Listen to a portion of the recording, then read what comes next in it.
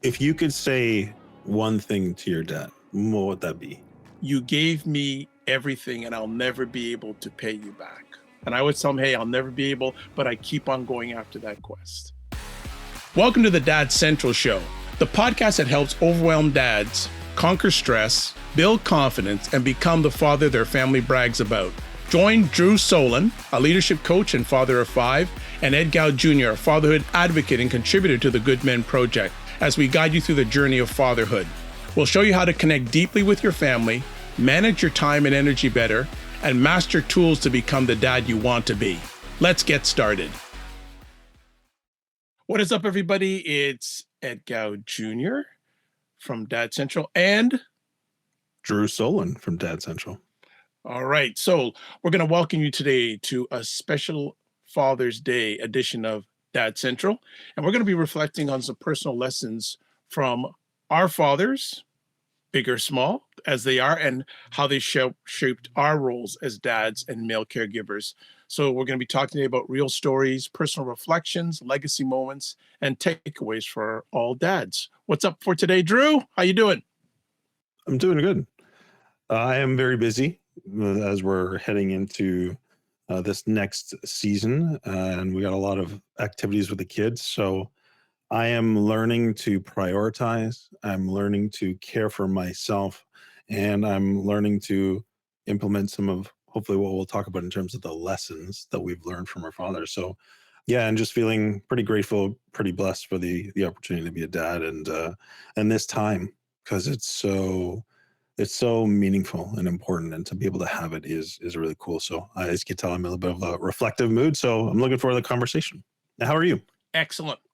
Outstanding. Was able, as we're recording today, to mow the lawn because you never know when we're going to get another day of sunshine in this world today. So I was able to mow the lawn and cut the hedge. So I said, good, I got some fresh air, got some exercise, and it can rain later on. I don't care. So that's my attitude. So as always, our show is sponsored by Dove Men Plus Care. Dove Men Plus Care believes that care is the best of a man because when men care for themselves and others, there is positive impact. So let's kick it off first things first with our first segment. What's one lesson you still carry from your dad, Drew? Well, this is interesting because I have my biological father and then I have my stepdad. And I actually think I have lessons from both, but I don't want to. Anyway, so I'll do the best I can to offer two quick lessons, one from each of them. I'll start with my biological father. So I don't know if I've seen anyone work as hard as he does. He is now 78 or 79. He's still working his trade as he can when he wants to, and he loves it though. He loves it, but at the same time, I know it wears on him physically. But so I think the lesson I take from my biological father is, a willingness to put in the work, and when you commit to something, to follow through. Just as I've watched his example of building his business, or learning his trade, and he was always very skilled, right? He didn't take shortcuts. He didn't compromise in the finished quality of the product that he was producing, and I think that's what people loved about the work that he produced. So to me, I think I have watched and admired and have internalized that. From my stepdad, the lesson that really resonates with me is, and it may tie into our next segment, but it's his steadfast, quiet, always being there no matter what, right? He was like this positive influence for me, from the time he came into my life when I was about probably 9, and still is to this day. When we had another conversation this morning just about this weekend and the busyness, and how he is still there for me and for our family at this stage. So for me, that lesson is dependability and a willingness to serve. And so to me, those are two great lessons I've learned from the father figure as my dad and my stepdad. How about you, Ed? What are you taking? There's so many, and they grow every day. Because with the journey with my dad, he is sharing more and more as we go along in our relationship. Two quick ones for myself that he, like your father and your stepfather, worked very hard, but he's been retired for a number of years. So I was happy to see that. But the thing is, he worked 38 years as a public school teacher in the same public school. When he retired, he had over 600 sick days. He didn't take a day off. And it was just really amazing. And a number of years ago, I said, Dad, like, how did you do it? Like, you got up for basically 38 years, went to the same place, traveled through downtown Toronto traffic, and made it home alive in downtown Toronto traffic. I said, what kept you going? He said, I had to take care of my kids. No more, no less. That really just showed me the importance of family. And another thing too is he said to me at a very young age, he said, son, I don't care if you're a beggar in the street, always treat people the best you can with manners and respect. And there's so many other messages, but those things really stood out. There's just one of many things or two of many things that stood out with me in the manners and respect. And I try to do my best in regards to that. And also to the dedication to taking care of the family. It just and he cares more about the family now than ever. So it just that steadiness, consistently family. Now, again, when he was working, he couldn't take care of the family as much as he can now, but he's become more thought wise, action wise, family oriented, especially since he's retired. Now, he's been retired for about 20 years now. So those things were there when he was working, and now when he's in his retirement is still steadfast. Yeah, wonderful example. And the love the comment about treating others with respect. I don't think you said honor, but I'll add that in with respect and honor. Yeah. Yeah, manners and respect, Yeah. or is one of our relatives would say, live good with people. And that doesn't Mhm. mean live out, just living good with people. That, that was really a huge message that he still says today. And remember, son, live good with people, live good with people. Mhm. He reinforces that all the time with me. So Yeah, great message. that is, yeah, and it just, I try as much as possible to reflect that in my own personal values and the way I deal with people. So Right. let's move into our next segment. And again, I think it intertwines the way he showed up. Yeah. Yeah. Well, as I alluded to about my stepdad, he showed up quietly, but he always showed up. Whatever sport I was playing, all through high school and beyond, whatever event I might have had other than sports, he was always there, and all usually with an affirming word or a loving pat on the shoulder or a tussle of my hair or just encouraging me if I wasn't feeling as positive about how things went or what was going on. So to me, that always being there, knowing that he was there, I don't think I ever consciously thought about it or reflected on it, but I know that it definitely mattered to me. And again, this was my stepdad primarily, and so that for me was really important and something that I apply as best as I can. Now, I have 5 children, and they're getting busy with all their different activities. But so this summer is gonna be interesting as we try and navigate people going in multiple different directions. You can't divide yourself into multiple spots, so it'll be interesting how we navigate that. But that's a great example of how my stepdad really showed up for me. How about you? How did your dad show up for you? Well, piggybacking on what I said earlier on about, him work, work, work, provider, provider, provider.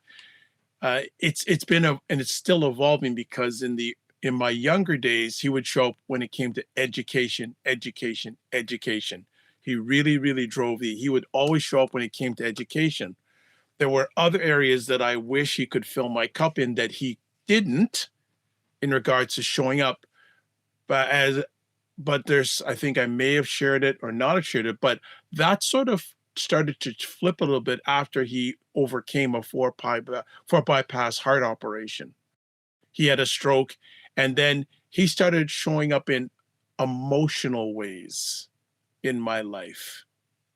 And sometimes you have something that perceived not good, but good came out of that. That now he is showing up in every way. Like, I run my own business. He's always asking, "How's your business doing? Is there anything I can help you with? Anything I help?" I In my earlier days when I had hair, it would be with "How's your education doing?" Now is, "How are you and your business doing?" So he's always showed up, but it has evolved over the years in showing up. Now he wants to make sure I'm showing up for myself instead of I'm showing up with my marks. So it's really evolved and changed over the years, and it's been absolutely fantastic to see that relationship develop over the years. And he's never missed anything of importance. He is always there checking in, and you know, him and I have the same name, so I'm showing up wherever he is, and he's showing up wherever I am.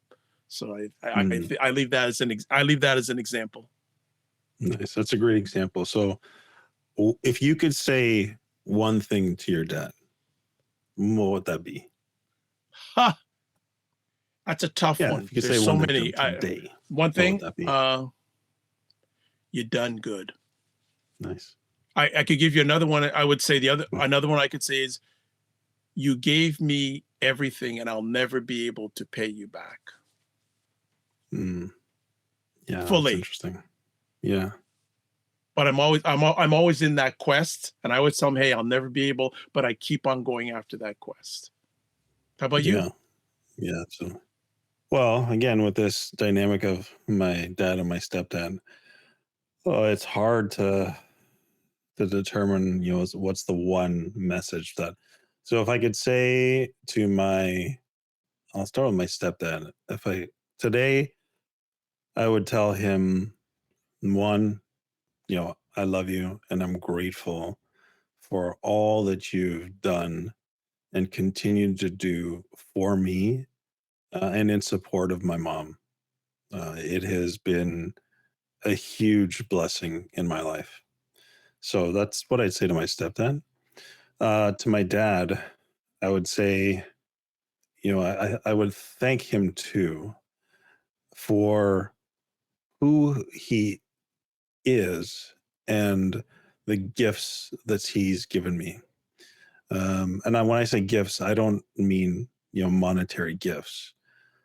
I mean the gifts of, just the genetic, gifts that have been part of, being his son, as well as the example I mentioned at the beginning, the gift of setting the standard of how you serve others and how you use your talents, to the best of your ability.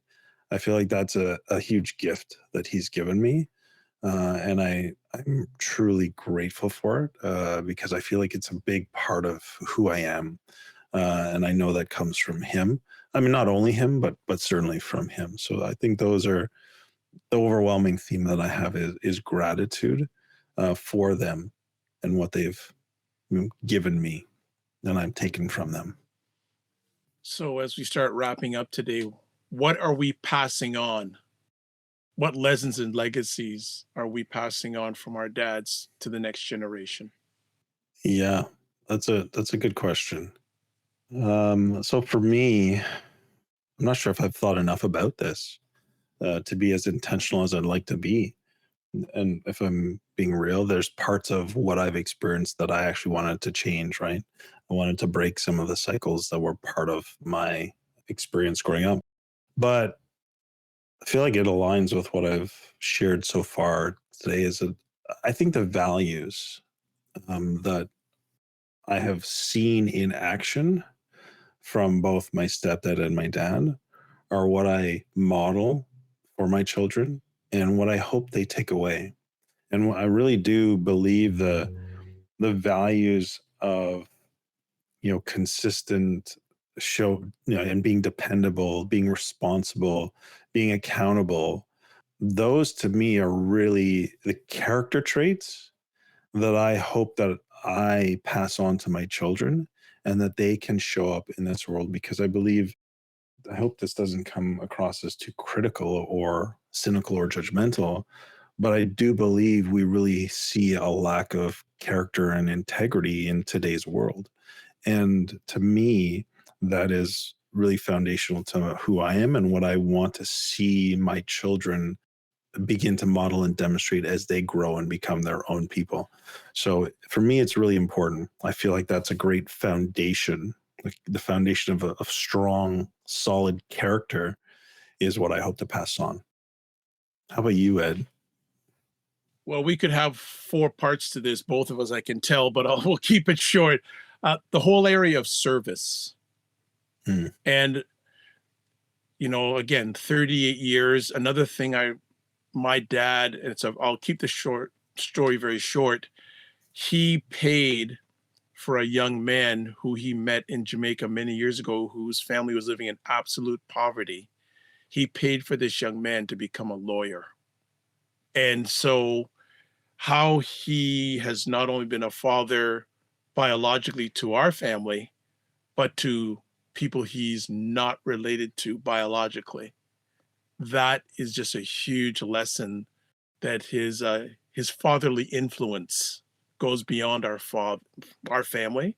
I pray that I even have a tenth of that influence with people in that regards, and his manners and respect.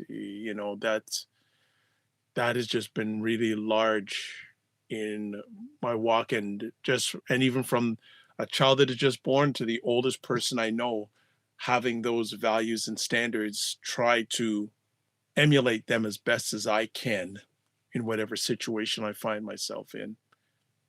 yeah. Yeah. Thanks for sharing that, Ed. Yeah, so let's do some reflection here. So we talked today on our special Father's Day edition about one lesson we still carry, the way our dads showed up. We also talked about what's that one thing you could say to your dad? And then finally, what we're passing on.